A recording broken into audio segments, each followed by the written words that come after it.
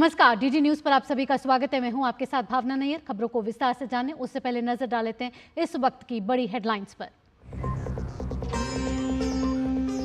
केरल के वायनाड में जबरदस्त भूस्खलन, 19 शव बरामद, कई लापता। प्रधानमंत्री नरेंद्र मोदी ने केरल के सीएम से फोन पर की बात, हर संभव मदद का दिया भरोसा। पीड़ित परिवारों के लिए मुआवजे की घोषणा।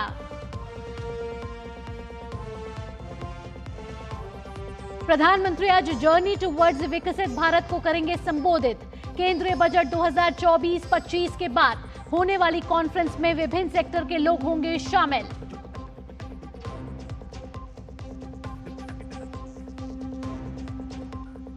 यूपीएससी की तैयारी कर रहे छात्रों का दिल्ली के मुखर्जी नगर में रात भर प्रदर्शन। कोचिंग हादसे के गुनहगारों की जवाबदेही तय करने की मांग। वहीं 30 हजारी कोर्ट में आज आरोपियों की जमानत पर सुनवाई।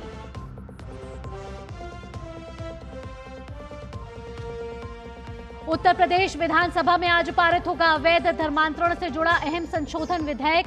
बिल में अपराध का दायरा और सजा दोनों बढ़ाने का प्रस्ताव।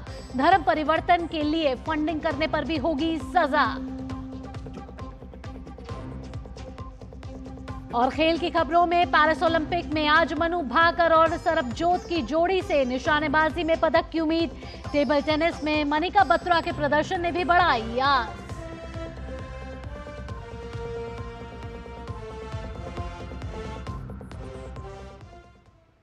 बुलेटिन की शुरुआत करते हैं। इस वक्त की अहम खबर पर नजर डाल लेते हैं। केरल के वायनाड से जुड़ी एक खबर है, जहां प्राकृतिक आपदा की वजह से कई लोग जो है इस समय दबे हुए हैं। केरल में अत्यधिक बारिश के कारण वायनाड जिले में मेपडी के पास पहाड़ी इलाके में भारी भूस्खलन हुआ है।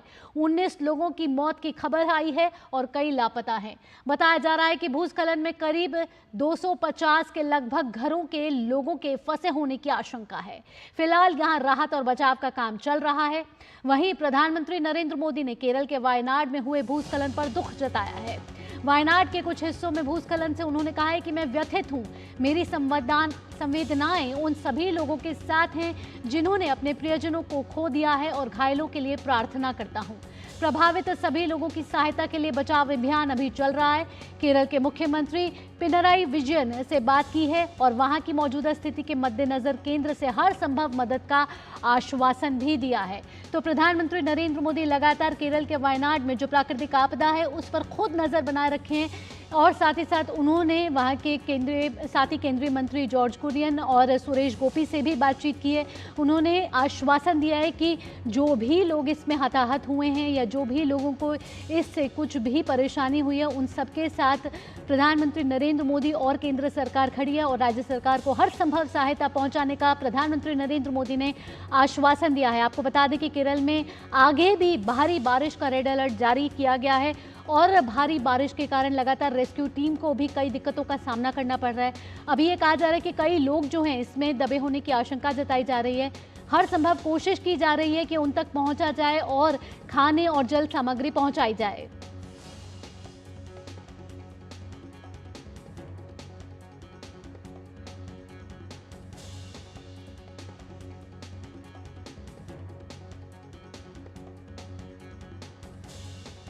तो केरल के वायनाड में इस समय भीषण त्रासदी आई है। भूस्खलन से कई लोगों के दबे होने की आशंका जताई जा रही है।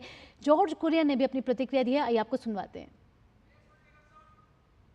Prime Minister was active in this thing and monitoring everything. He was taking the stock of the situation and directed the force and NDRF to reach there for immediate this rescue actions. They already moved. And from Kerala and outside Kerala, South India, these all forces are alerted. And I think the NDRF team from other state also moved already. And Air Force might have reached there now, and Navy and Army also reaching there. It is a hilly area. That is the problem to reach there. It is very difficult by road. The helicopter and other this help is needed. तो केरल के वायनाड में इस समय जानलेवा हो चुकी है बारिश। अब केंद्रीय मंत्री जॉर्ज कुरियन को सुन रहे थे, जो बता रहे थे कि हर संभव सहायता पहुंचाने की कोशिश की जा रही है, लेकिन लगातार बारिश वहां चल रही है। इस वजह से कई दिक्कतों का सामना करना पड़ रहा है। साथ ही साथ वायुसेना की भी मदद ली जा रही है। हमारे संवाददाता जुड़ चुके हैं अजय जॉय ज्यादा जानकारी के साथ। अजय, आपसे लगातार हम अपडेट ले रहे हैं। ताज़ा अपडेट आपसे लेना चाहेंगे कि 19 लोगों की मौत की खबर आ चुकी है, हालांकि कई लोगों के दबे होने की भी आशंका है। प्रधानमंत्री नरेंद्र मोदी लगातार खुद इस पर नजर बनाए हुए हैं और कई मंत्रियों से भी उन्होंने बात की है, केरल के मुख्यमंत्री से भी उन्होंने बात की है। हाँ भावना, इस बार एनडीआरएफ की डिप्लॉयमेंट काफ़ी तुरंत हो रही है। अभी एक एनडीआरएफ टीम अब पहले से उधर थे, वो अपना ऑपरेशंस आज सवेरे से शुरू किया था। अभी तो जो मेन एरिया है लैंडस्लाइड के, उसी एरिया में एक्सेस कुछ नहीं था, लेकिन अभी एनडीआरएफ टीम अभी जा रहे उधर अपने they are making their own way through. उनका ब्रिज हटा हुआ था पहले से लैंडस्लाइड्स की वजह से। Right now what we hope is that things will be more clear once NDRF team reaches the epicenter of this particular landslide. Death के बारे में अभी तक 19 की रिपोर्ट है, लेकिन अभी तक ऑफिशियल कंफर्मेशन नहीं हुआ।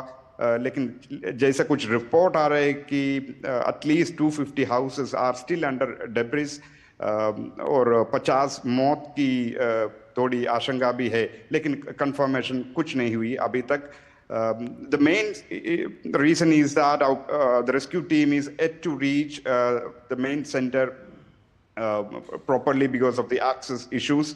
एक घटना हुआ है एक हिली एरिया में, जहां में टी एस्टेट था, पहले से थोड़ी लैंडस्लाइड प्रोन एरिया था पहले से।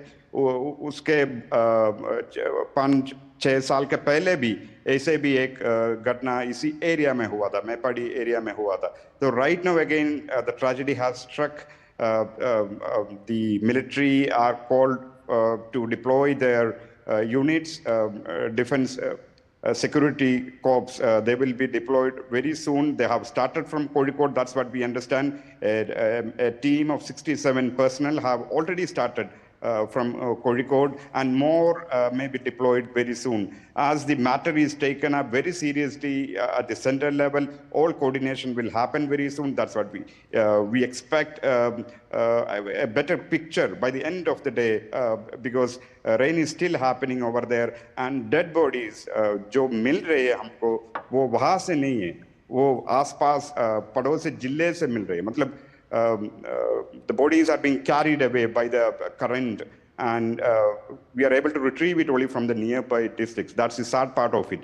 And anyhow, as we progress into the day and the NDRF team is in full swing, we will get to know the clear picture of and the operations therein. जी अजय, साथ ही आपसे पूछना चाहूंगी, क्योंकि आपने बताया कि भारी बारिश वहां पे हो रही है, तो राहत और बचाव कार्यों में क्या ये भी एक कारण है कि देरी आ रही है, और अभी मौसम विभाग ने किस तरीके की चेतावनी जारी की है? पूरे नॉर्थ केरला में आज रेड अलर्ट की वार्निंग इशू जा चुकी है। आज मॉर्निंग से रेड अलर्ट जारी है। जी मतलब अजय जो है, मैं आपके पास आना चाहूंगी, लेकिन हमारे साथ केरल बीजेपी के अध्यक्ष के सुरेंद्रन भी जुड़ चुके हैं फोन लाइन पर। के सुरेंद्र जी, डीडी न्यूज पर आपका स्वागत है। आपसे पूछना चाहेंगे, जिस तरीके से केरल में आपदिक जो आपदा त्रासदी आई है, आपसे पूछना चाहेंगे कि प्रधानमंत्री खुद इस पर नजर बनाए हुए हैं और उन्होंने नेशनल रिलीफ फंड से भी जो मृत लोग हैं उनके परिजनों को राहत कोष से अनुग्रह राशि देने की आश्वासन दिया, साथ ही साथ जो घायल हैं, जो फंसे हुए हैं, उनको भी मुआवजा देने का ऐलान किया है। Absolutely, it's a shocking incident, landslide. More than 20% mortal remains have already found. More than 100 people are missing. So very tragic, shocking incident. Prime Minister, Honorable Prime Minister Shri Narendra Modi ji has assured all the helps and arrangements for the this rescue operation and other things. Military also, the Prime Minister already arranged everything. Honorable National President BJP Shri JP Nadda ji, Health Minister Shri Nadda ji also called and assured all helps to Kerala people. This very shocking incident. Prime Minister has already declared 2 lakh for the dead persons and 50% for the injured. So all helps with coordinating the state government.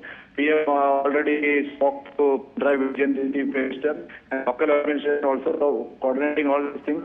BJP workers are also there in the field. I'm on the way to Wayanad. We will make all the arrangements for the rescue operation and the helping, sir. के सुरेंद्र जी, साथ ही साथ अगर राज्य सरकार की बात की जाए, दोनों मिलकर केंद्र सरकार और राज्य सरकार इस त्रासदी से निपटने के लिए पूरी तरीके से मुस्तैद नजर आ रहे हैं। अगर राज्य सरकार की बात की जाए तो रिलीफ टीम किस तरीके से भेजी जा रही है, साथ ही साथ रेस्क्यू ऑपरेशन में और तेजी लाने के लिए क्या कदम उठाए जा रहे हैं? The central government is coordinating with the state government. PM has already been in touch with Pinarayi Vijayan, Chief Minister, and collectors, district collectors, and all the officials are also there. The NDRF is also already there. The helicopter is coming. All these measures are in the central government is coordinating. Moving 6 a.m. onwards, PMO is attached to the two central ministers, Suresh Gopi and George Kurian, and even Minister also is in touch. So everything is going on. This is a very big and very tragic landslide. No, cannot. We are saying that more landslides are being expected. जी के सुरेंद्र जी, तो आप बता रहे थे कि किस तरीके से हर तरीके से कोशिश की जा रही है और हर तरीके से उनको सहायता पहुंचाने की कोशिश की जा रही है। आपने जी न्यूज़ को समय दिया, आपका बहुत बहुत धन्यवाद। साथ ही अजय जॉय का भी धन्यवाद। तो लगातार हम नजर बनाए हुए हैं केरल के वायनाड में भूस्खलन के कारण 19 लोगों की हताहत होने की खबर आई है, साथ ही साथ कई लोगों के दबे होने की खबर है। हालांकि प्रधानमंत्री नरेंद्र मोदी ने केरल के मुख्यमंत्री पिनराई विजयन से बात की, साथ ही साथ केंद्रीय मंत्री सुरेश गोपी और जॉर्ज कुरियन से भी बात की है और हर संभव कोशिश की जा रही है, आर्थिक सहायता से लेकर हर सहायता पहुँचाने की कोशिश की जा रही है। इसके अलावा अब आगे बढ़ते और बात कर लेते हैं मैदान से लेकर पहाड़ तक हर तरफ मूसलाधार बारिश का कहर जारी है। बात करें अगर हिमाचल प्रदेश के कुल्लू की, तो यहाँ मणिकर्ण घाटी के तोश की पहाड़ियों में आधी रात को बादल फट गया। इसकी वजह से नाले में भयंकर बाढ़ से पुल बह गया और 3 अस्थायी शेड और दुकानें भी बह गईं। किसी की जान का नुकसान नहीं हुआ है। प्रशासन ने राजस्व विभाग की टीम को मौके पर नुकसान का आकलन करने के लिए भेजा है। तो हिमाचल प्रदेश से भी ये खबर, जहां कुल्लू में बादल फटा है। आपको बता दें कि इस बादल फटने से 3 अस्थायी शेड और दुकानें बह गई हैं। इससे पहले भी कई बार हिमाचल प्रदेश में बादल फटने की घटनाएं सामने आई हैं। पिछले 25 जुलाई की ही बात करें तो एक बादल फटा था, तब भी कई जान माल की क्षति हुई थी। आज भी कुल्लू में बादल फटा है, जिसमें घटना में कोई किसी के भी हताहत होने की खबर नहीं है, लेकिन कई दुकानों और घरों में जो है पानी घुस गया है। हालांकि राजस्व विभाग की टीम मौके पर मौजूद है और हमारी संवाददाता प्रियंका गौतम शिमला से जुड़ गई है हमारे साथ ताज़ा जानकारी लेकर। प्रियंका, ताज़ा अपडेट लेना चाहेंगे कि बादल फटा है, कितना नुकसान हुआ है, और प्रियंका से हम लगातार आगे भी जानकारी लिखते रहेंगे, लेकिन अभी कुछ दिक्कतें आ रही हैं। लेकिन आपको हम लगातार बता रहे हैं कि हिमाचल प्रदेश के कुल्लू में बादल फटने से बाढ़ से एक पुल बह गया है, कई घरों में पानी घुस चुका है। हिमाचल प्रदेश के कुल्लू के मणिकर्ण घाटी की ये घटना है, जहां एक बादल फटा है और बादल फटने से कई घरों और दुकानों में पानी घुस गया, जो बह गई हैं, और तोश की पहाड़ियों में आधी रात ये बादल फटा है। हालांकि एक सुखद खबर यह है कि किसी के हताहत होने की खबर नहीं है, लेकिन इस बाढ़ के आने से, इस बादल फटने से जो बाढ़ जो है उससे पुल बह गया है। प्रियंका हमारे साथ फिर से जुड़ चुकी है। प्रियंका, आपसे ताज़ा अपडेट लेना चाहेंगे, अभी किस तरीके से क्षति पहुंची है घरों को और दुकानों को वहां पर? जी भावना, बिल्कुल कुल्लू घाटी की जो ये घटना है, यहाँ पर तोश पुल है जो बह गया है। मणिकर्ण में ये घाटी है और यहाँ पर ये पुल के बहने से जो है 3 जो शेड है वो क्षतिग्रस्त हुए हैं। उसके अलावा कुछ दुकानें हैं वो भी इस बाढ़ में बह गए और एक मकान जो है वो आंशिक तौर पर जो है क्षतिग्रस्त हुआ। इसके अलावा जो बाकी के मकान वहां हैं वो भी अब खतरे की जद में जो है आ गए हैं। इसके अलावा जो प्रशासन है उसकी तरफ से राजस्व विभाग की ओर से जो टीमें हैं वो जो है मौके पर भेज दी गई है। उपायुक्त तोरू लेस रवीश जो कुल्लू के उपायुक्त है, उन्होंने ये जानकारी दी है कि आंकलन जो है नुकसान का किया जा रहा है और जल्द से जल्द कोशिश की जा रही है कि इस गांव को जो है बाकी शहर से जोड़ दिया जाए, क्योंकि ये जो गांव है तोश गांव बेहद ही महत्वपूर्ण पर्यटन की दृष्टि से ये गांव कुल्लू घाटी का है। इसके अलावा भावना, आपको बता दें कि 1 हफ्ते के अंदर जो है कुल्लू में ये दूसरी बार फ्लैश फ्लड हुआ है। इसके पहले जो है 25 जुलाई को भी कुल्लू के मनाली में पलचान के पास फ्लैश फ्लड हुआ था। उसी फ्लैश फ्लड में दोबारा से जो है कल रात भी बाढ़ आई है, जिससे नेशनल हाईवे करीब 2 घंटे के लिए बंद हो गया था। आज सुबह जो है इस नेशनल हाईवे को बहाल कर दिया गया है। इसके अलावा भावना, पूरे प्रदेश की अगर बात करें तो पूरे प्रदेश में जो है अभी तक 425 करोड़ के आसपास जो है बारिश से नुकसान हुआ है और जी। करीब 60 लोगों की मौत की जो है अभी तक 60 लोगों के करीब जो है मौत बारिश के दौरान हुई है। लेकिन जो ये घटना कुल्लू में पेश आई है, इसमें राहत की बात यह है कि जान का कोई नुकसान जो है यहाँ पर नहीं हुआ है। भावना जी प्रियंका, इन तमाम जानकारियों के लिए आपका बहुत बहुत धन्यवाद। आगे भी आपसे अपडेट लेते रहेंगे। और इस वक्त की एक बड़ी खबर और अहम खबर और भी है। उत्तर प्रदेश में योगी सरकार धर्म परिवर्तन को लेकर और कड़े कानून बना रही है और इसी से जुड़ा धर्म परिवर्तन प्रतिषेध संशोधन विधेयक 2024 कल सदन में पेश किया गया। अब आज इस बिल पर चर्चा होने वाली है, फिर पारित होने के बाद इसे विधान परिषद में पारित होने के लिए भेजा जाएगा।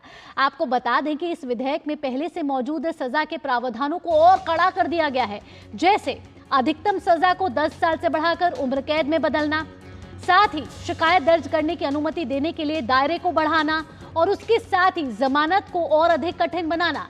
सरकार की ओर से ये दलील है कि यूपी विधि विरुद्ध धर्म संपरिवर्तन प्रतिषेध अधिनियम 2021 के तहत मौजूदा प्रावधान पर्याप्त नहीं है, इसलिए सरकार अपने धर्मांतरण विरोधी कानून को और अधिक कठोर बनाना चाहती है।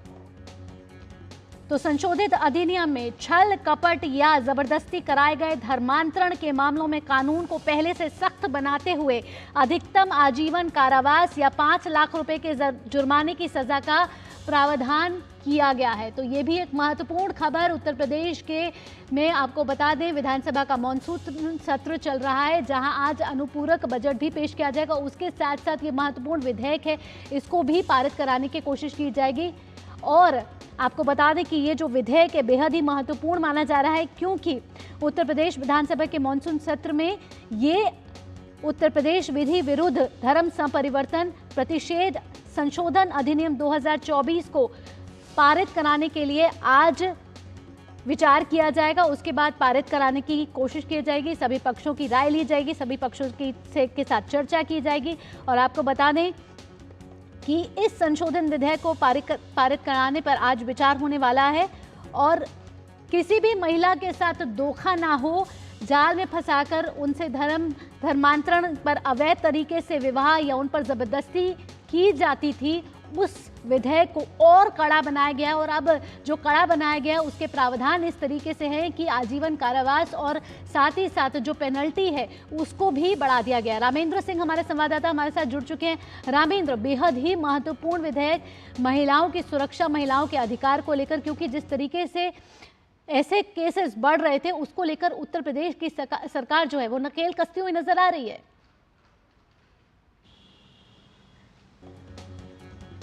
तो रामेंद्र के पास हम फिर से आना चाहेंगे। आपको बता दें कि 2021 में बना जो ये कानून था अब बदलेगा, क्योंकि संशोधन विधेयक में कड़े प्रावधान लाए गए हैं, कड़ा कानून कर दिया गया है। आजीवन कारावास के साथ 5 लाख रुपए के जुर्माने की सजा का प्रावधान किया गया है।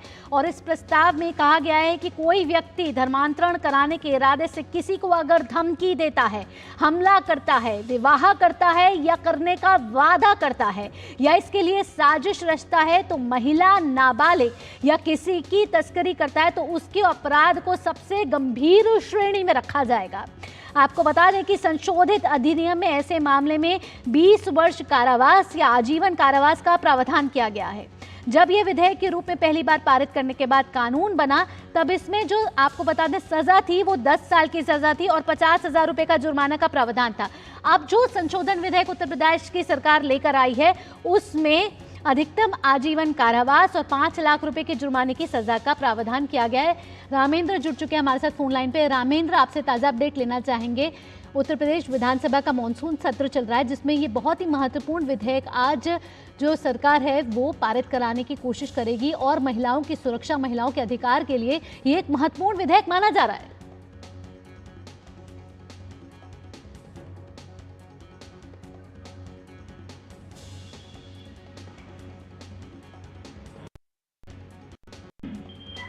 रामेंद्र, आपसे ताजा अपडेट लेना चाहेंगे। उत्तर प्रदेश विधानसभा का मॉनसून सत्र चल रहा है, कितना? देखिए, सरकार ने कहा कि राज्य सरकारें जो धर्म परिवर्तन के मामले में उन पर अपना कानून बनाए और अपने हिसाब से उनको एग्जीक्यूट करें, जिससे धर्मांतरण रुके। उत्तर प्रदेश में तमाम घटनाएं, अगर तौकीर रजा बरेली में कहते हैं कि हमको नियम अनुमति दे, हम धर्म परिवर्तन करा करके लोगों का विवाह कराना चाहते हैं, इसका मतलब कानून में कहीं ना कहीं त्रुटियां रह गई थी। मोहनलालगंज में एक लड़की के परिवार वाले पकड़ते हैं तो नमाज पढ़ती हुई पाई जाती है। जब पता किया जाता है तो पता लगता है किसी मुस्लिम लड़के के साथ है, फिर वो भाग जाती है और पुलिस उसको पकड़ के लाती है, पता लगता है धर्मांतरण कराया जा रहा है उसका। तो इस तरीके की तमाम घटनाएं उत्तर प्रदेश में अगर देखिए साल भर में तो ये संख्या बड़ी हो जाती है, जो लिखा पढ़ी में पुलिस के पास आती है। तो सरकार ने कठोरतम कानून बनाया है कि अगर SC ST और ईसाइयत भी है, क्रिश्चियनिटी की भी तमाम ऐसे मिशनरी व्यवस्थाएं चल रही है जहाँ SC ST को आकर्षित किया जाता है, पैसे के लालच दिया जाता है, उनको संत बन का लोग दिखाया जाता है और उनका धर्मांतरण किया जाता है। तो दोनों जगह, हालांकि जो मुस्लिम पक्ष है उसका बयान आया है और किसी क्रिश्चियनिटी का नहीं आया, लेकिन ये दोनों तरह से धर्म परिवर्तन किया जाए। लखनऊ मोहनलालगंज ऐसा सेंटर है जहाँ आप क्या इलाकों में जाइए SC ST जो है उन पर तमाम धर्मांतर कराया जा रहा है। तो ये तमाम ऐसी चीजें जिनको दृष्टिगत रखते हुए सरकार ने कानून पास किया है और एक कठोर कानून है।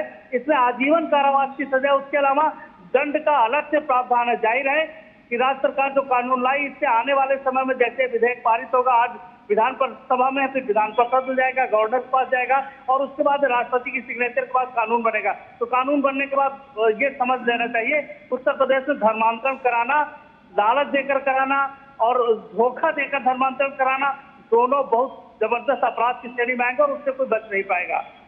भावना। तो उत्तर प्रदेश सरकार की बेहद ही महत्वपूर्ण पहल लव जिहाद पर अंकुश लगाने के इरादे से ये विधेयक लाया गया है। और आपको बता दें कि आज उत्तर प्रदेश सरकार जो है वो इस बिल को पेश करेगी, साथ ही पारित कराने की कोशिश करेगी और इसमें सभी अपराध जो है आपको बता दें कि गैर जमानती कर दिए गए हैं, यानी कि अपराधों की श्रेणी को इसमें गंभीर माना गया है और साथ ही साथ आजीवन कारावास का भी प्रावधान इसमें किया गया है। यहाँ रुकेंगे एक छोटे से ब्रेक के लिए। ब्रेक के बाद भी खबरों का सिलसिला यूं ही जारी रहेगा, आप कहीं मत जाइए, देखते रहिए GG न्यूज। लाल रंग इसका अपार, तीखा कम है फिर भी स्वाद, MDH कश्मीरी। MDH। बात जब पीढ़ियों के लिए बनने वाले घर की हो तो जिम्मेदारी बड़ी हो जाती है। गैलेंट समझता है ये जिम्मेदारी। अब डबल M रिब्स के साथ गैलेंट एडवांस TMT रीबार, निर्माण का रियल हीरो।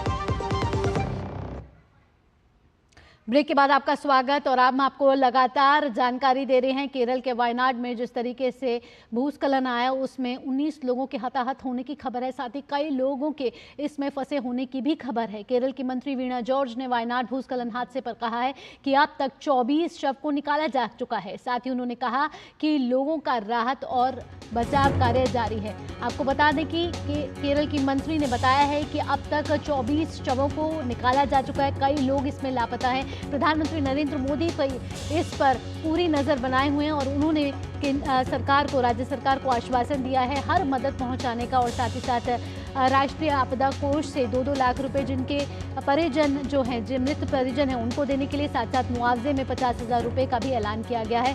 प्रधानमंत्री नरेंद्र मोदी ने केरल के मुख्यमंत्री पिनराई विजयन से भी बात की है, साथ ही साथ केंद्रीय मंत्री जॉर्ज कुरियन और सुरेश गोपी से भी बात की है। यहाँ वीणा जॉर्ज का एक बयान आया जिसमें उन्होंने बताया है कि कई लोग अभी भी लापता हैं।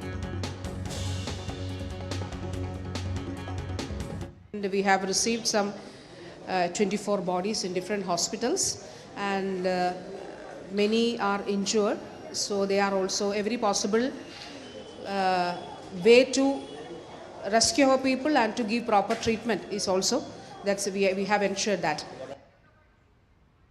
तो हर संभव सहायता पहुंचाने की कोशिश। बढ़ते हैं आगे, बात कर लेते हैं देश की राजधानी दिल्ली की, जहां कोचिंग हादसे के बाद से बाकी कुछ राज्यों की सरकारें भी अब जाग गई हैं। एहतियात के तौर पर उत्तर प्रदेश में योगी आदित्यनाथ की सरकार ने अपने अधिकारियों को निर्देश दिया है कि उत्तर प्रदेश में इस तरीके की कोई ऐसा हादसा नहीं होना चाहिए। इसके लिए अपर मुख्य सचिव नितिन गोकर्ण ने सभी विकास प्राधिकरणों से कहा है कि वो अपने अपने क्षेत्र में स्थित भवनों के बेसमेंट निर्माण और उनमें संचालन से जुड़े कार्यों के संबंध में सुरक्षा उपाय सुनिश्चित करें।